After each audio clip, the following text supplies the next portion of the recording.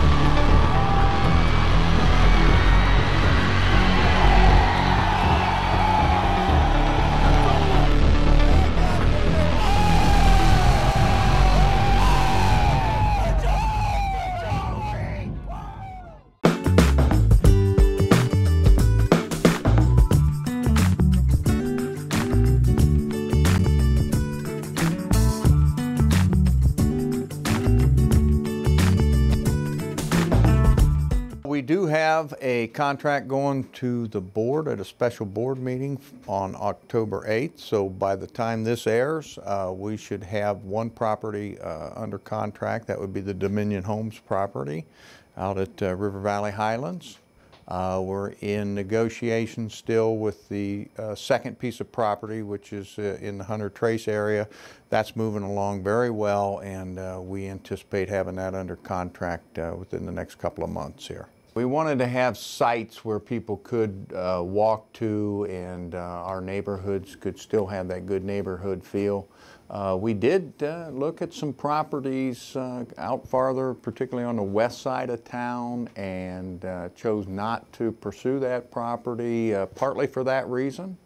And again, we also have purchased a property that is adjacent to our Hunter Trace property, which will allow students to walk. So we want to have walking access to our buildings as much as possible. You know, we've had great input and a lot of people involved. Our core team continues to meet monthly. That's the team that makes final decisions and recommendations to the Board of Education. Our education planning team has now completed the program of requirements. That is in the hands of the Ohio Facilities Construction Commission. That's they're reviewing that, and they've made some comments that we now have to address. That was the key job of the education planning team. That education planning team will continue as we move into building planning teams. We now have 5 building planning teams. We had a kickoff meeting on September 25th at the board meeting. We had 106 people come to that. Those are all people who are serving on building planning teams, so we have a lot of staff involvement and community involvement on these planning teams. We had that kickoff meeting, and they have 3 meetings scheduled. Each team has 3 meetings scheduled before Christmas.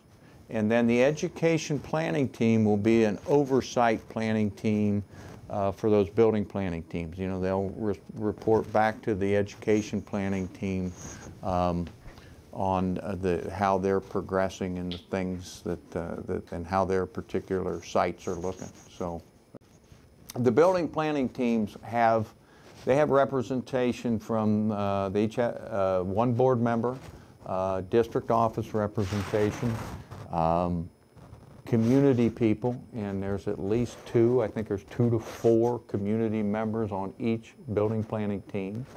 And then we have staff representatives, primarily teachers, at the grade levels. So we have K2, 3-5, and then we have specialty teachers, music, art, phys ed, those teachers represented. So it's a cross-section of representation.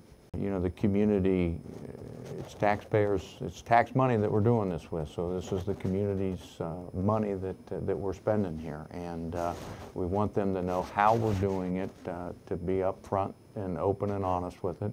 And then the other thing is we want their input. You know, that's why we have community members on our committees.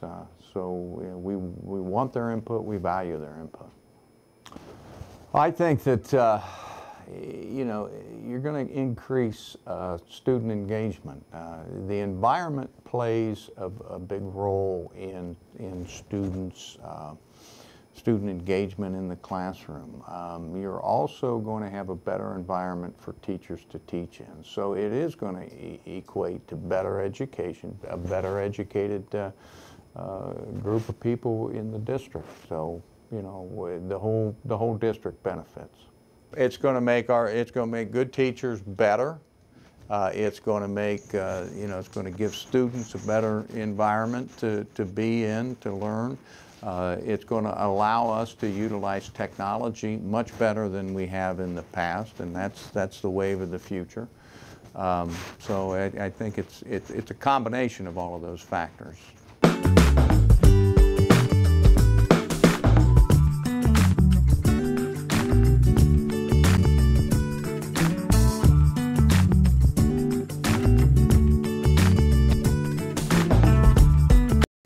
Hi, thank you for joining us today. I'm Lydia McGlade. And I'm Dustin Dowdy. Today we're here with Miss Ohio, Alyssa McCracken, and she's going to speak to us, so thank you for stopping by. Thanks for having me.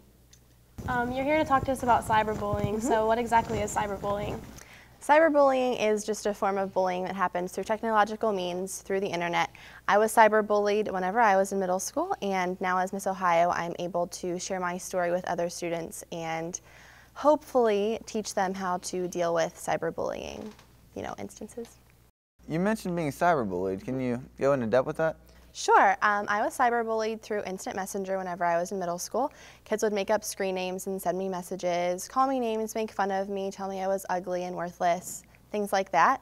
And that went on for a period of about 2 years, and I didn't know who these kids were because they made up the screen names, and I didn't know what to do, and so I didn't tell anyone because I was scared, I was embarrassed, I didn't know who I could trust or who I could turn to, so I just kept it a secret for a long time. If you wanted people to understand one thing about cyberbullying, what would it be? That I believe it affects everyone, whether you're an adult, a student, it just affects everyone in some capacity. I think bullying happens to all ages, and it certainly hurts. You might not think that the things you post online or things you say to someone really affect them, but they do.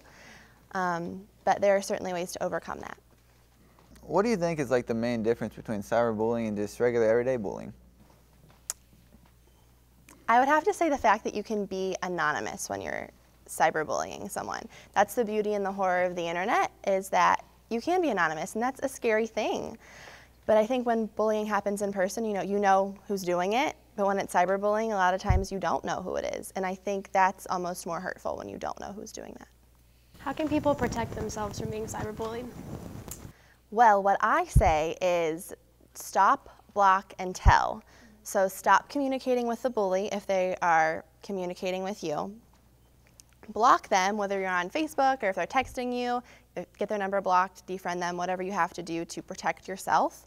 And then tell an adult. That's the most important part. That's the step that I didn't know, and I didn't know what to do, but tell an adult because they'll know how to really intervene and get help. Do you know of any organizations that are dealing with cyberbullying and preventing it? The only organization that I have worked with was the Attorney General's Office of Ohio. They put on Cyberbullying 101 sessions last year, and they invited me to be a speaker, and I got to work closely with them. So they had a great cyberbullying initiative. They focused mostly on educators and law enforcement and, kind of teaching them more about cyberbullying, which I thought was very necessary. So what are the different types of cyberbullying? Social media is a huge way that people are being cyberbullied right now. Facebook and Twitter are huge, and that's a huge problem. And then definitely just different postings on the internet and texting. There are lots of different ways, so it's a scary thing. All right, now you touched on it a little bit, but do you have any advice at all to anyone being cyberbullied? Absolutely. First of all, that you're not alone. There is definitely someone out there that knows how you're feeling. So you might feel like you're alone, but you're not. Someone out there certainly understands what you went through. I know I certainly do. And then don't be scared, but go and get help. Tell someone. If you don't feel comfortable telling your parent, tell someone at school, tell a guidance counselor, tell a teacher. If you don't feel comfortable telling them yourself, tell your friend and have them go with you. But it's so important to open up and tell someone so they can get you help. You shouldn't have to suffer in silence. Well, Alyssa, thanks for stopping by and talking with us today. Thank you. For Lydia McGlade, I'm Dustin Dowdy. Thanks for watching.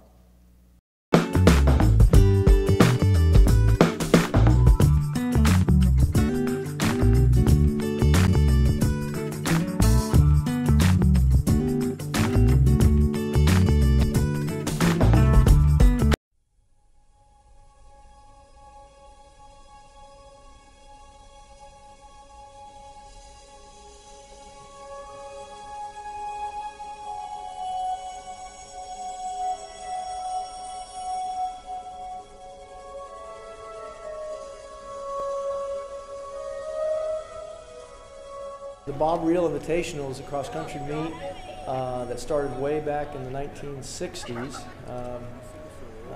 by the original cross-country coach at Lancaster, Bob Reel, who's now retired, obviously, and he will be back typically the week of the meet to help organize and make an appearance. But it's a meet that involves most of the top teams in Central Ohio. The meet has grown tremendously over the the years with the help of Terry Ortman, former coach here at Lancaster, current coach as well. It's grown and is one of the premier meets in the area.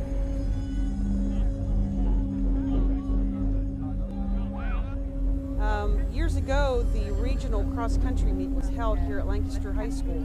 So many teams would bring their teams here for a race, for a meet during the season, so their kids would be accustomed to the course before regional time. We have since lost that regional and it has moved elsewhere, but a lot of the teams that came traditionally over the years continue to come. The athletic department gets gate receipts, as they do from any home contest. There are concessions involved that the booster group takes advantage of. We also sell merchandise and t-shirts that goes to our booster group as well, cross-country booster group. So there's some money generated by that, but it's also a chance to showcase our area that we've got here, our campus, OUL campus in the valley, as we call it. Welcome to the 49th running of the Lancaster Bob Reel Cross Country Invitational. Today, the Lancaster City Schools and the Lancaster Athletic Department would like to honor longtime teacher and coach Terry Ortman by naming the land behind Lancaster High School and this entire valley the Terry Ortman Cross Country Grounds.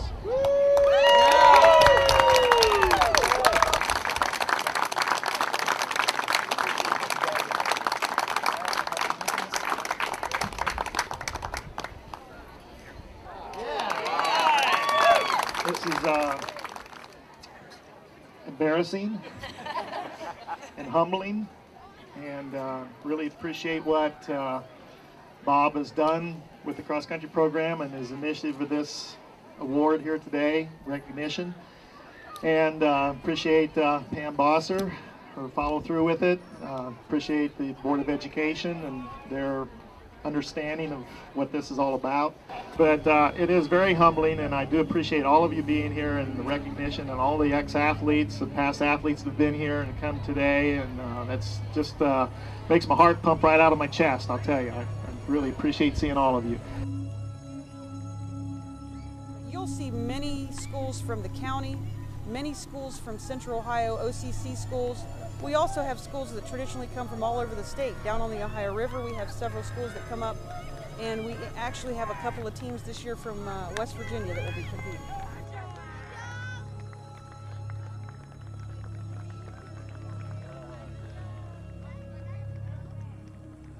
Bob, probably you could argue, has been the most successful coach in Lancaster history, winning 2 team championships, coaching, I'd have to count, but multiple individual state champions as well.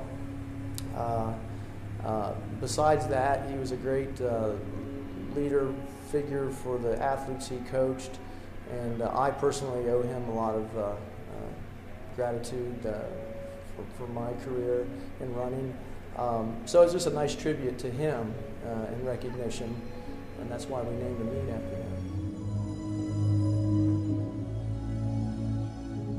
It's a 13-race meet. We have junior high races that begin at 10 a.m. and we have 4 junior high races, and then the high school races start at noon and will go until 4 o'clock is the start of the last race. So every half hour there'll be a new race that is run. So it's a day-long event, and there'll be concessions out there. They start on the soccer field, finish on the field hockey field.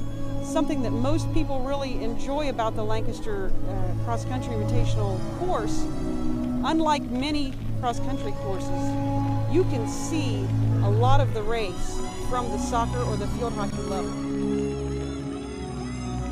Much of what isn't known about is done behind the scenes. Everything from the course preparation, mowing the course, lining the course, manicuring the course, filling holes and ditches and things. There's the meet organization of paperwork that takes place from the meet administration standpoint, and that's the athletic department. It's getting over 3,000 runners identified and into the results program, the computer program. So it does take a lot of hours to prepare for the meet.